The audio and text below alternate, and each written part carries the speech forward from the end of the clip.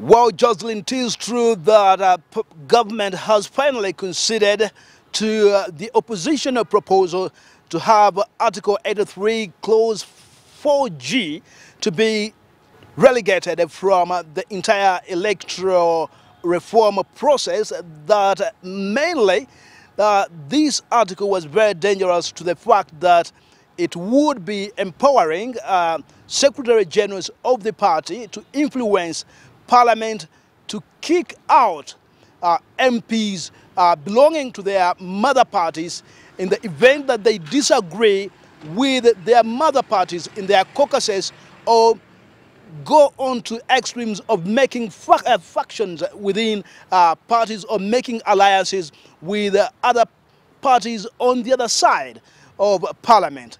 So these, to many, were observing it that parliament would have lost its independence if it did toil to that path. But let us have the Deputy Attorney General to give us an insight into how he indeed had to concede to this, or government had to concede to this fact. In the spirit of saving time and the desire to move together,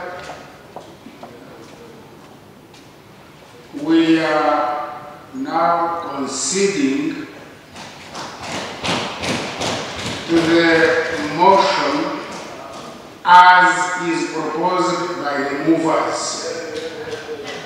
We are withdrawing clause 4A, and in G, the clause that refers to or otherwise ceases to be a member of the political party or political organization for which he or she stood as a candidate for election to Parliament.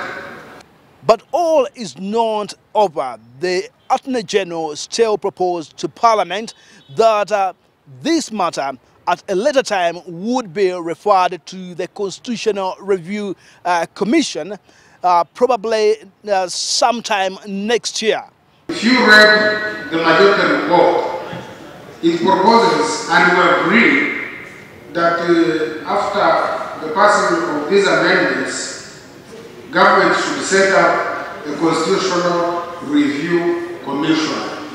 In spite of that, but there were certain objections that were raised by the Shadow Minister for Constitutional Affairs in the opposition cabinet here in Parliament, Medad Segona, trying to put his counterpart on the other end, asking him whether, and putting the question to the whole House, whether that would be acceptable, the Attorney General to make such a kind of proposal to a non-existent commission of inquiry.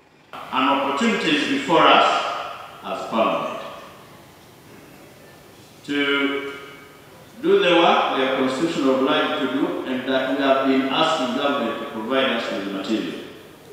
Now the government has provided the material to us, and we want to still refer to the same executive processes, Mr. Speaker. And we are abdicating from our responsibility as members of Parliament.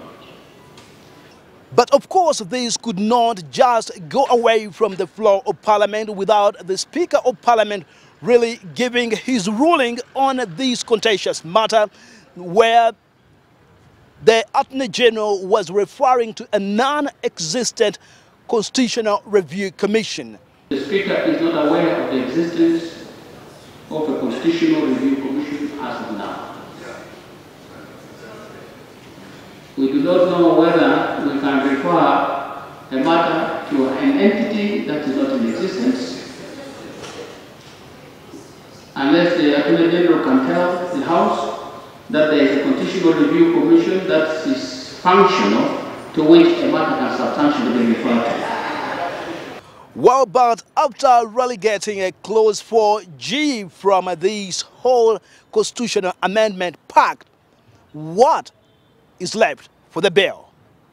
If somebody is withdrawing this particular portion, what do we do? with the rest of the bill. Because the bill is before us and it is our bill.